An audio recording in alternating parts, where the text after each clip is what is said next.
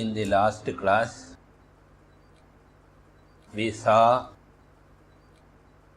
the main theme of the Vedantic teaching, namely Jiva, Iswara, Aikyam, otherwise called Jivatma, Paramatma, Aikyam. And the idea conveyed here is that Atma, the Chaitanyam, is only Ekam. Aikyam means oneness. For Atma, the Chaitanyam is only one, and that one Chaitanyam alone is expressing through the matter principle. And when that Chaitanyam is functioning through individual matter called Shariratrayam, then the consciousness gets the name Jivatma. And when the very same consciousness is functioning behind total matter, that is Prapanchatrayam, then the very same Atma is called Paramatma. Therefore, one Atma alone is called Jivatma as well as Paramatma from the standpoint of the medium through which it functions. Once the Anatma medium is removed, the matter medium is removed, there is neither Jiva Atma nor is there a Parama Atma. There is only Atma, which is neither called Jivatma nor Paramatma. Therefore, one Atma functioning through Anatma gets the two names Jivatma and Paramatma.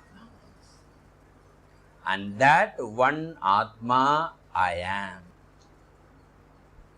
And I am called Jivatma when I am functioning behind this body. Then I myself am Paramatma when I am functioning behind the whole universe. So this is the basic teaching, Jivatma, Paramatma, Aikyam or Atma Ekatvam. There is one more important topic which I would like to briefly mention. It is a topic by itself.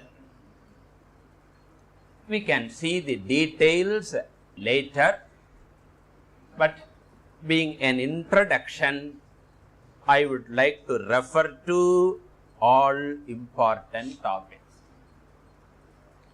And that topic is the relationship between Atma and Anatma. The relationship between Atma and Anatma. Because we say there is only one Atma. We know the relationship between Jivatma and Paramatma. What is the relationship? Both are one and the same. That is the relationship. Now we are asking, what is the relationship between the Atma and Anatma, the spirit and matter? And the Vedantas point out that their relationship is dependent relationship, supported relationship. which means matter depends upon consciousness. Matter depends upon consciousness. Even to prove its existence, it depends upon consciousness. Isn't it true? To say there is a clock in front of me, I have to see the clock to prove whether it is existent or not.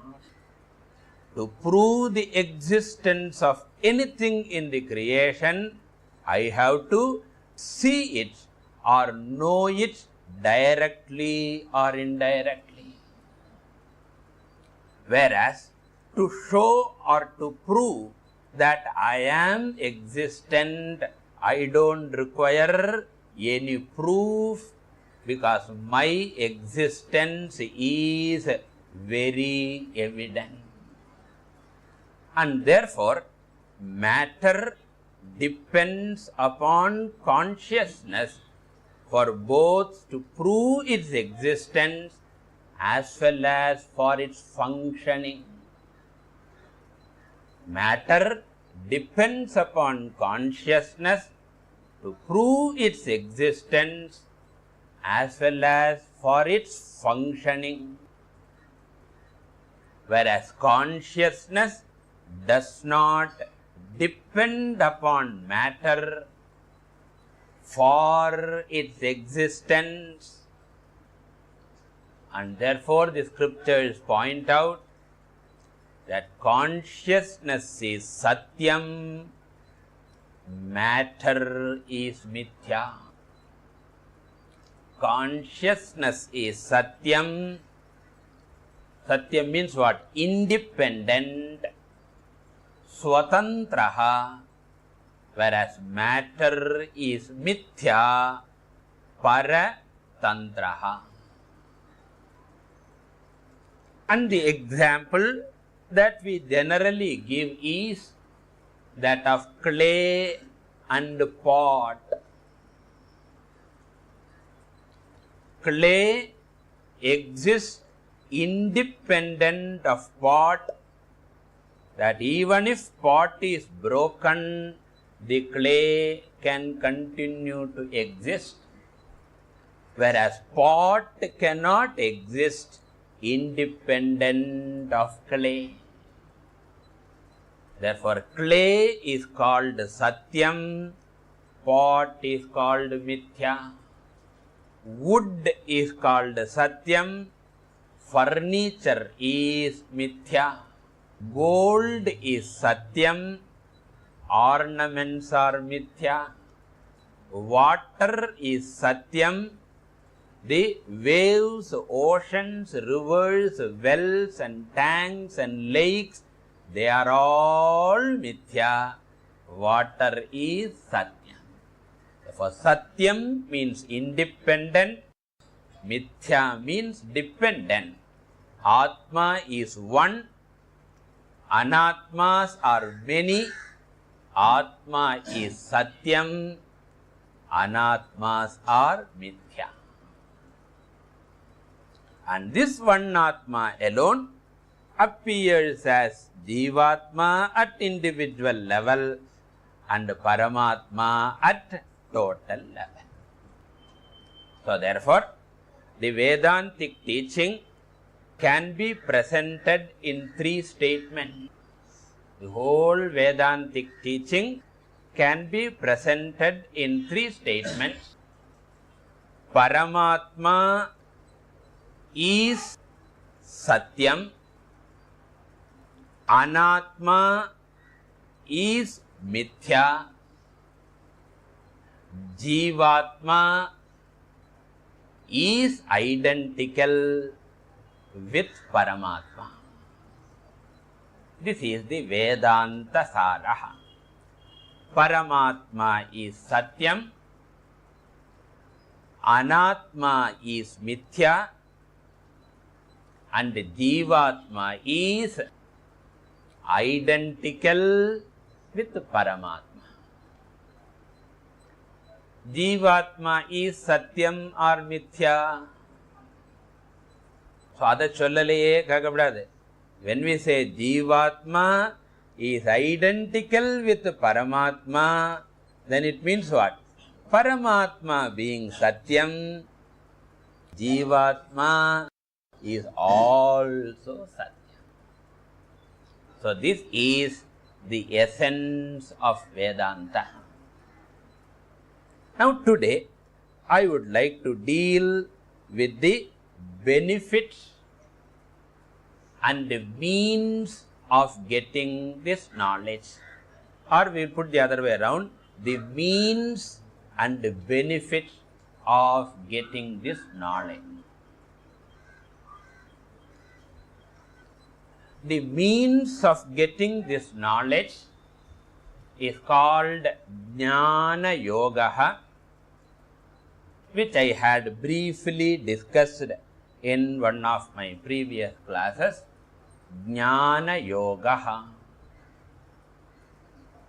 And this Jnana Yoga, which is the means of getting this knowledge, is presented in 3 stages. Jnana Yoga involves 3 stages known as Shravanam, Mananam and Nididhyasanam.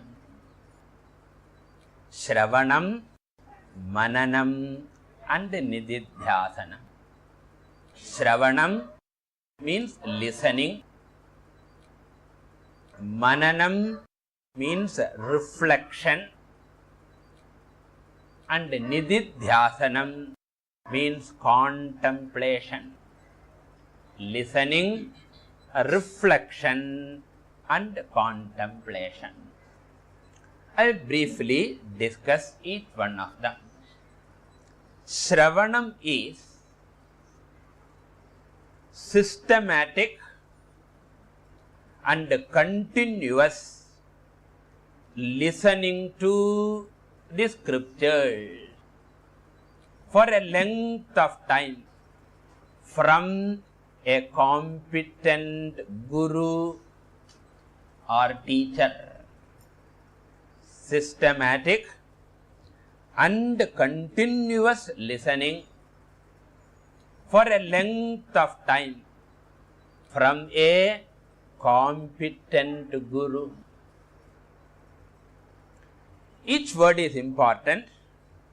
I use the word systematic because the study must be a gradual build-up from beginning to end. It should not be a stray study of unconnected topics, but it should be systematic in the sense between one topic and another there should be a gradual build-up with a connection. Between the second and third there should be a build-up and connection. It is like building a house in which a number of bricks are arranged in an orderly manner, well cemented. When a number of bricks are arranged in an orderly manner, each one well cemented, it becomes a house which can be occupied. But imagine the same number of bricks is dumped in one place. It won't make a house and we cannot live in that house, and it will become more an obstacle than an useful thing. Similarly, gathering stray ideas by reading books here and there without building up gradually and without connecting the topics, then our brain will be full of piled up ideas like the piled up bricks, and it will be cluttered in the brain. It will not be of any use. Not only it will not be of use, it will create more problem than benefit. So what is the difference between a pile of bricks and a house? Both have got a number of bricks, but the difference is in one it is systematically arranged. Similarly, Vedantic study will be beneficial only when there is a systematic study. And the second point is, it should be continuous. I cannot lay a few bricks and then come after 6 months and try to put another brick. It would have become dilapidated one. Again you have to start from scratch. Otherwise the cement would have become hardened. Before the cement hardened, you have to place the next brick, then put the cement, and before it hardens, you put the next brick. And therefore, without gap, it should be continuous. Therefore, systematic study is important, continuous study is important, and also it must be for a length of time. Only then sufficient bricks can be placed to complete the roofing. Only roofing is not there, building is over now. How can you live? Therefore, the study must be completed, and the completion requires a length of time. Therefore, the time factor is important. So, it should be systematic, it should be continuous, and it should be for sufficient length of time. So, a systematic, continuous study of scriptures for a length of time under a competent teacher is a mason. Okay, a proper mason is required. Inna brick eppadi vekanum theriyadhu, enga ellama vechi confuse panni vittu. This process is called Shravanam. And during Shravanam, I only gather the ideas, I don't ask questions. If questions come, I keep them aside until one comprehensive study is over, until I complete this study, comprehensive study, I keep my questions aside. Because every statement in Vedanta can raise 100 questions. And therefore, keeping aside doubts, I gather the ideas and keep. This process is called Shravana. Then afterwards comes Mananam, the second stage. I try to tie all the ideas of Vedanta and make a garland out of the teaching, so that every idea fits into the grand building of Vedanta. Every brick has got a role to play in the house. Every window is part of a grand scheme. Every tile is a part of a grand scheme. Similarly, every idea of Vedanta should become part of the grand design of Vedantic teaching. The study of the individual, the study of the total, the study of the Aikyam, the study of Sadhana Chatushtaya Sampatti, every topic should be well connected. And as even I am connecting, if I have given about 10-12 talks, I must be able to go back and take all the 12 topics that I have discussed, and I should know where they all stand. What is the role of Karma Yoga? What is the role of Upasana? What is the role of any sadhana for that matter? Everything should fall in its place.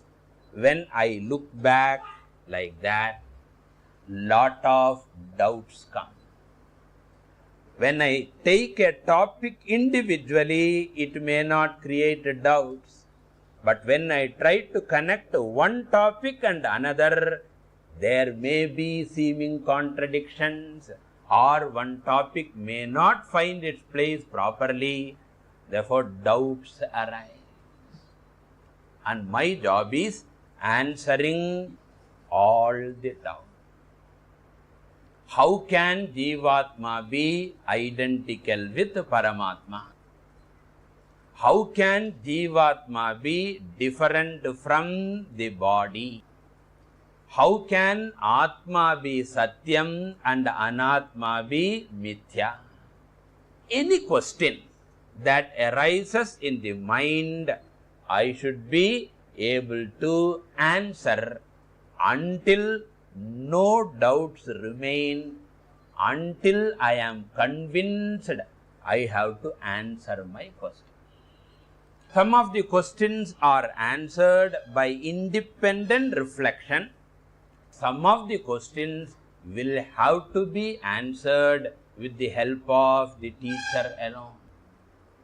And therefore, Vedanta encourages any number of questions. Vedanta is not a faith. Vedanta is not a belief. Vedanta is knowledge. In a system of faith, questions are discouraged. It is considered to be disrespect to the teacher or the teaching. Whereas Vedanta, being a body of knowledge, any number of questions are allowed. And how long we should ask questions?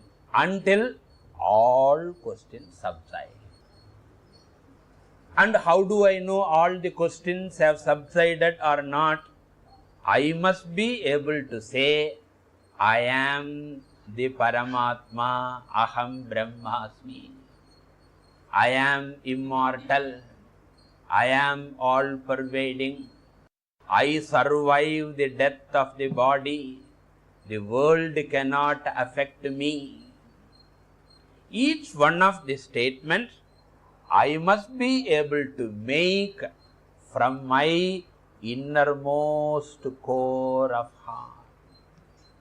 And when I ask my own intellect, are you convinced? The intellect must say that I am convinced. So, Mananam is the process of conviction.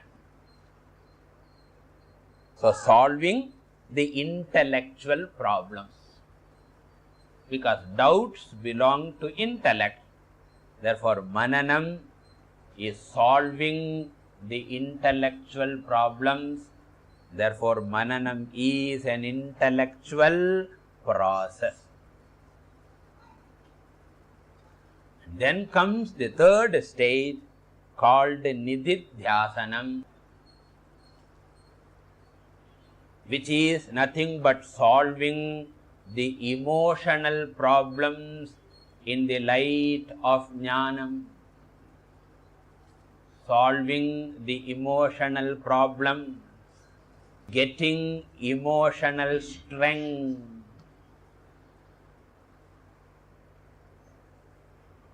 Because ultimately, even though samsara is a problem of ignorance, the ignorance is appearing or expressing in the form of emotional turmoil alone. The basic problem may be ajnanam, but I am facing this problem in the form of what? Raga, dvesha, kama, krodha, lobha, moha, mada, matsarya, bhayam. All these are emotional problems which are born out of what? Ignorance. Therefore, unless those emotional problems are solved, I have not assimilated the knowledge totally. One side I keep on saying Aham Brahmasmi, the other side I keep on worrying and getting irritated and getting angry and getting frustrated. What is the use of knowledge if it doesn't give me a practical benefit? Therefore, conversion of the intellectual knowledge into emotional strength is called nididhyasanam. Conversion of the intellectual knowledge into emotional strength is called nididhyasanam.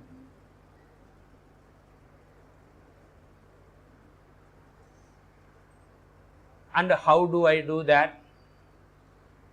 All the emotional problems will express itself only in two forms. Because all our problems in life can be divided into two situations. All our problems can be reduced to two situations. One situation is choiceless situations, which requires acceptance. We should have sufficient emotional strength to accept whatever is choiceless situation. Then what is the second situation? Choiceful situation, which means which can be changed or improved, where the mind should not obstruct my effort to improve the situation. The mind, the emotional mind, should not obstruct my effort to improve the situation. A weak mind creates problems in two ways. When there is a choiceless situation, the weak mind goes on saying, don't accept it, don't accept it, don't accept it. Which means I go on grumbling, mumbling, brooding, worrying, fidgeting. All the time we know that all these things will not change the situation because it is choiceless. Therefore, strengthening the emotional mind is, the mind should say, I accept. So therefore, I should use this knowledge to strengthen the mind, so that the mind says, I accept the situation. Some sickness to me or a member of the family, some incurable sickness. The doctor has said you have to live with diabetes. There is no cure.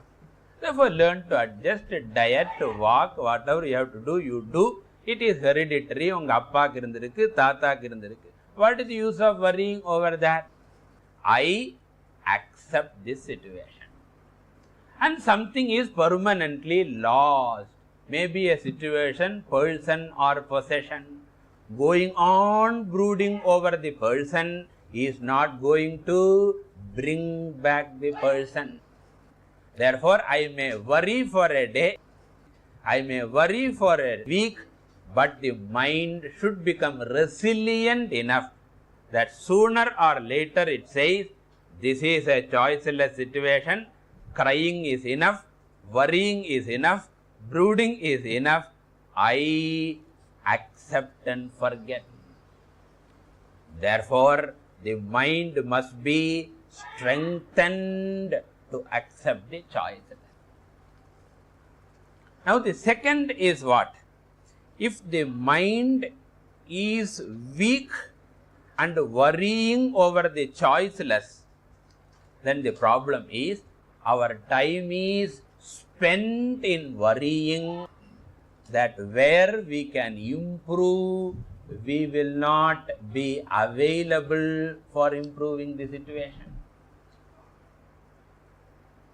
Worrying over the choiceless becomes an obstacle in improving the choiceful,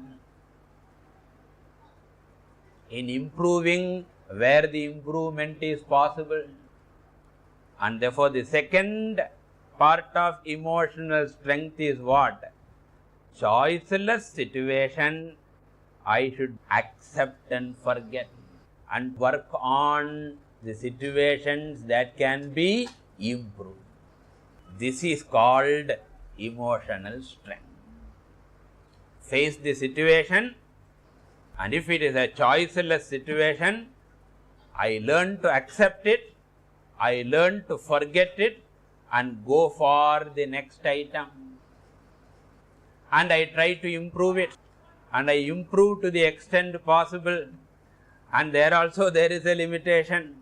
And once I reach another choiceless situation, and again I understand it and I go for the next.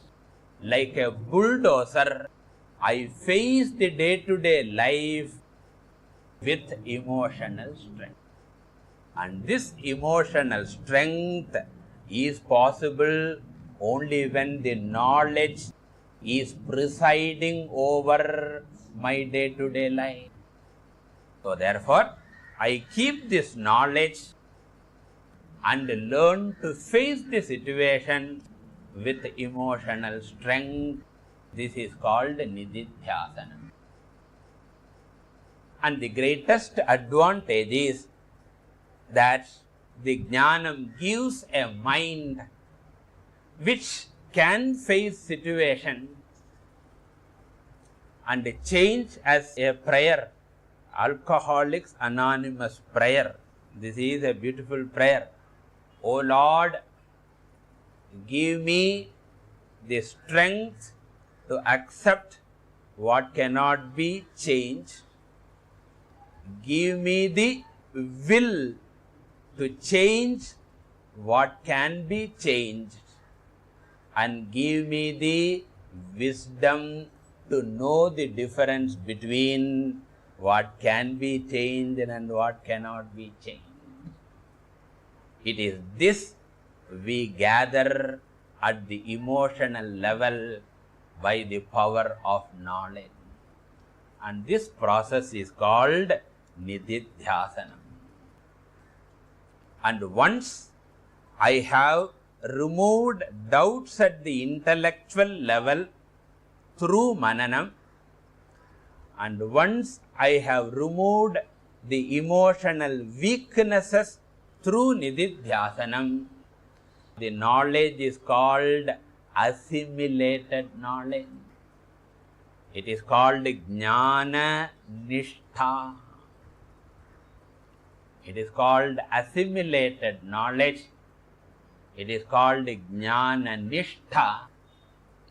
And that is the benefit of Shravana, Manana and Nididhyasana.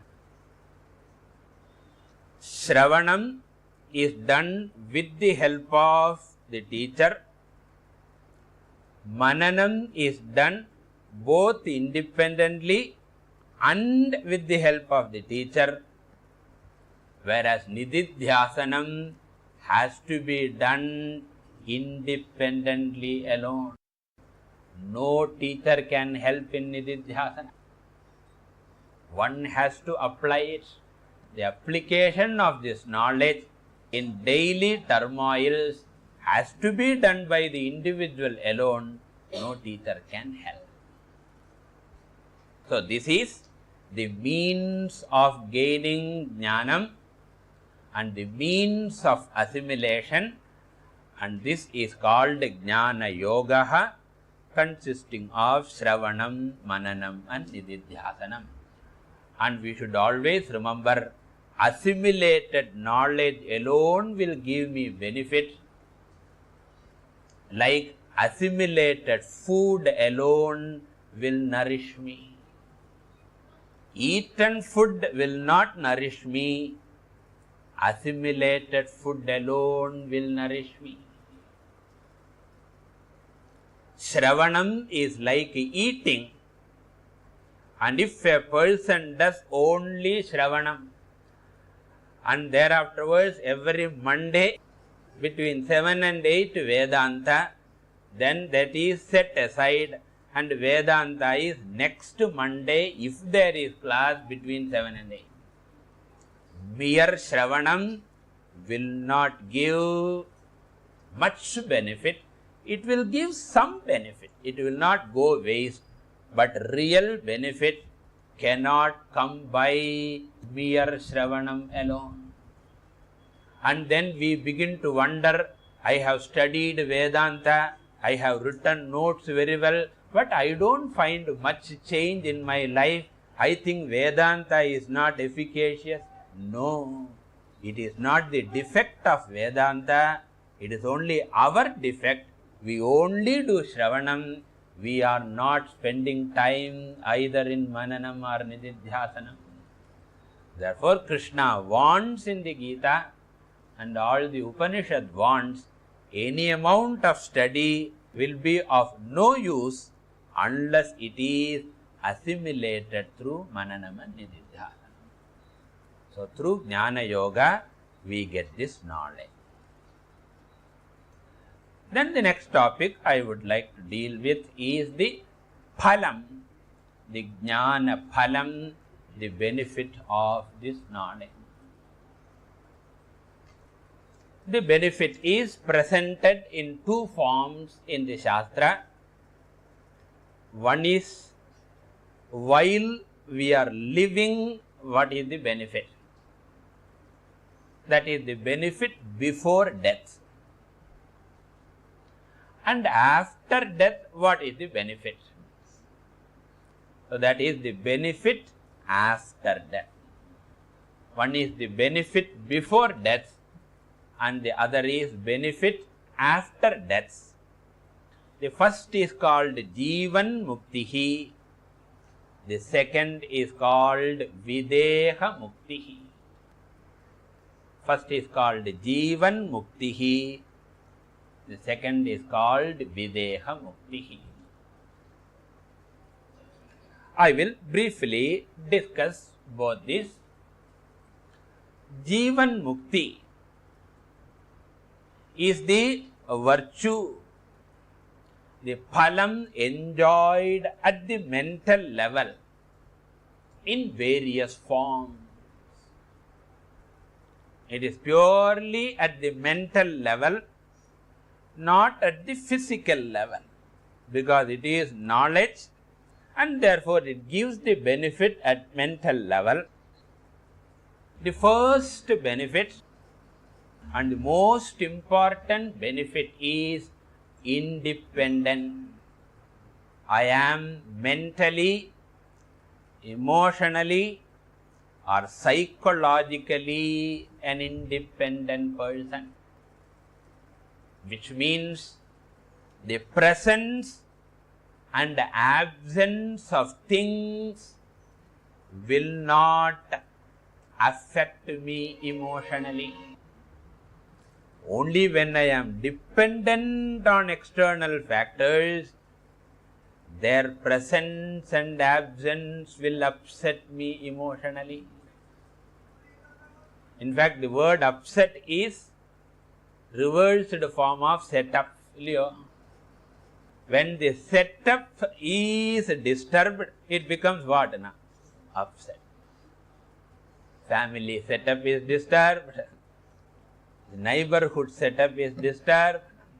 National setup is disturbed. I am upset. Why I am upset? Because I depend on the setup for my emotional balance. Once that is disturbed, I become upset. Jnana gives me independence from all setup. whether it is a person, whether it is a situation, or whether it is an object, I don't depend on any one of them. Money is there plenty, wonderful. Money goes away.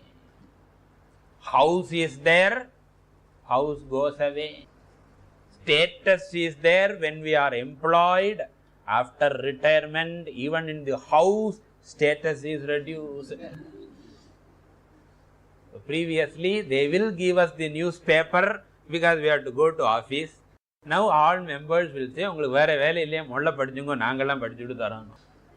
so even the wife, we may think, it may not be true, but I think the family members do not respect me to that extent after retirement. So therefore, respect comes, respect goes. Position comes, position goes. I am not dependent on them. Therefore, the presence and absence do not affect me. So therefore, I don't seek company. I don't feel loneliness. One of the fear in old age is fear of loneliness. I may not have companion. As we grow old and old, our contemporaries will quit. So older we are, the lonelier we are bound to become. Because the next generation, there is a big generation gap. There is no wavelength. What I say, they don't understand. What they say, I don't understand. So therefore, the problem of loneliness, the problem of lack of companionship, all those worries will not affect because I am independent. I am not afraid of company, but I don't need company. Independence is one benefit. The second benefit is Purnatvam, a sense of fulfillment in life. Because I know I am the Atma, which is not confined to this body, but I am the Atma which is Sat, Chit, Ananta Swarupaha, and therefore I am free from limitation. Nothing is away from me. Everything belongs to me.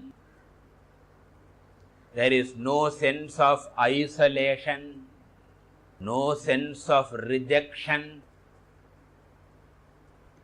Because if I am a person, I can be rejected, and nobody can reject me because I am all pervading.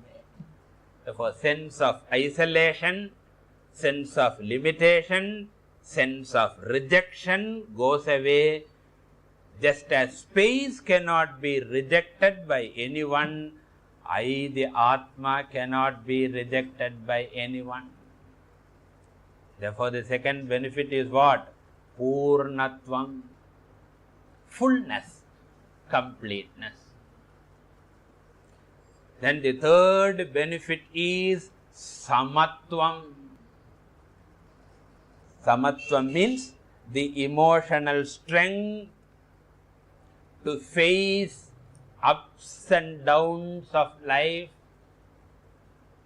Jnanam becomes a great shock absorber. Like a vehicle, when it drives through the road, there are lot of potholes. We cannot repair the potholes because they are not under our control. The government alone has to do, and you know the government generally doesn't do that. And even if they lay a new road, then will come the telephone department or some department, and again they will dig. I have no control over the potholes of the road, but I can put a shock absorber in the vehicle, and once I have the shock absorber which is under my control, the potholes will be there. I don't stop them, but it doesn't affect me too much. No doubt the car will move, so therefore I will also move a little bit, but it is not too much. Similarly, in the life, I cannot control my future situation. In fact, many things are beyond my control. How my wife will or husband will behave next moment, I do not know. How the children are going to behave once they grow up, I don't know. And how they will behave once they get married, I will never know. Many parents complained is, my son was very good until he got married. Jamata dashamo grahaha. They say son-in-law is the 10th planet. Because planet is that which will affect me, but whose movements are not under my control. In keeping with this definition, son-in-law is the 10th planet, whose lifestyle I cannot control, but whose lifestyle will affect me through the daughter. Therefore, I do not know what type of son-in-law will come, what type of daughter-in-law will come. Therefore, every situation is a pothole beyond my control. Therefore, instead of trying to control the whole world, put a neat jnanam shock absorber, convert into emotional shock absorber, so that anything happens, gurunapi dukkhena na vichalyate. Krishna says, even the greatest tragedy, he will be perhaps affected slightly, but it is not going to overpower him. Like a cyclist losing the balance sometimes, just the handlebar turns here and there, but sooner or later he adjusts and drives. So this is called Jivan Muktihi. It can be presented as independence, fullness and balance of mind. So Swatantriyam, Purnatvam and Samatvam. Swatantriyam means independent. Mental, psychological. Physically we have to depend upon the world. We require food, we require clothing, we require shelter. Physical independence we will never get. As we grow old, we may require some stick or some person to walk.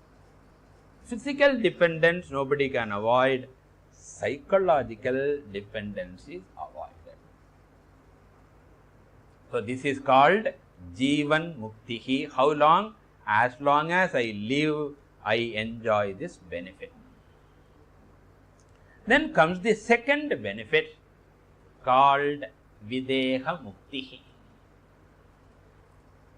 The word Jivan Muktihi literally means freedom while living. Freedom while living. Now what is Videha Muktihi? We have to see. To understand that, we should know what happens to an ignorant person after death. Then only we can understand what happens to a jnani after death.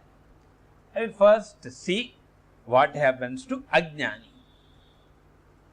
Now, in the case of ajnani, at the time of death, the physical body is dropped. There is separation from the physical body. In fact, the very definition of death is separation from the physical body. And that is why the physical body decays and merges into the Panchabhutas, the 5 elements. But even though the physical body perishes, the subtle body and causal body continues to exist. And this subtle and causal body, along with Atma, I need not say Atma because it is all pervading everywhere. So this subtle body and causal body continues to survive even after the fall of the body. And what does it do? It acquires another body to continue the journey. Which acquires another body? The subtle body and causal body. And it may acquire the body here itself, or it may acquire the body elsewhere, and therefore an ajnani travels after death. In the sense, his sukshma shariram and karana shariram travels and acquires what? Another physical body, which is called punarjanma, rebirth. So what is the definition of death? Dropping one body is death, and acquiring another body is rebirth. And then what will happen? Again go through life, and again die, and again acquire another body. In the Bhagavad Gita, Krishna will say, just as a person changes clothes very often, some people change in one day itself several times. Several dresses. Some people change, even week they don't change. Okay, in the jeans எல்லாம் இருக்கும் இல்லையோ, இந்த jeans வந்து அது வாட்டரையே கண்டு யுகம் ஆயிருக்கு. And the dirtier it is supposed to be great. I don't know what kind of philosophy it is. And the more torn it is, the more dirty it is, the more faded it is, the more value it has got. It's all perception. Anyway, similarly the body genes. For some people it is very old, dilapidated, faded, it continues. They don't change. Some people quickly change. But death and birth is only at the level of the physical body. That's why Shankaracharya says, Punarapi Jananam, Punarapi Maranam, cycle goes on for an ajnani. Whereas in the case of a jnani, it is said in the scriptures that at the time of death, all the three bodies merge into the samashti. The sharira trayam will merge into the prapancha trayam. Sthula shariram merges into sthula prapancha. Sukshma shariram merges into sukshma prapancha. Karana shariram merges into karana prapancha. That means jnani does not survive as an individual. Jnani does not survive as an individual, but he survives as the samashti, the total. And he is no more called Jivatma, because only when the body is there, the name Jivatma can be applied. When the Shariratrayam is gone, the name Jivatma we don't apply. He is one with what? Paramatma. So Jivatma has now become Paramatma, losing the individuality, just as a river loses its individuality when it merges into ocean. Before merging, you call it Ganga, Yamuna, Saraswati, Godavari, Narmada, Krishna. They have got a name, they have got a form, they have got function. Whereas once merged into ocean, you cannot say this is Ganga, this is Yamuna, this is only one ocean. Similarly, he has become one with Paramatma, and therefore there is no question of Punarjanma. There is no Sukshma Karana Shariram to acquire another Sthula Shariram. There is no Sukshma Karana Shariram surviving to acquire another Sthula Shariram.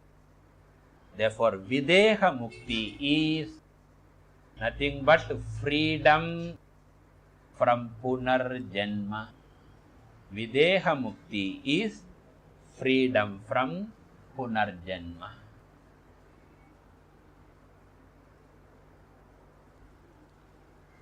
And how does Jnanam give this benefit of Videha Mukti?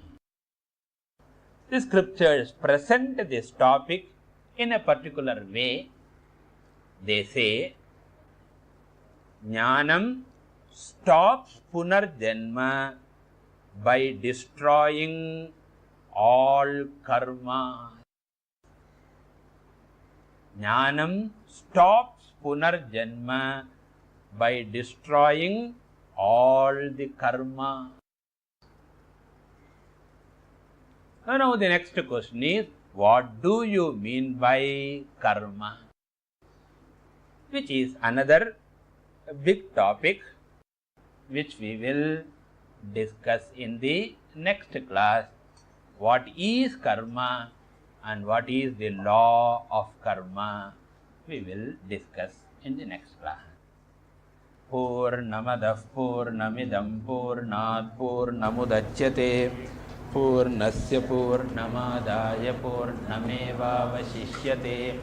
Om Shanti Shanti Shanti.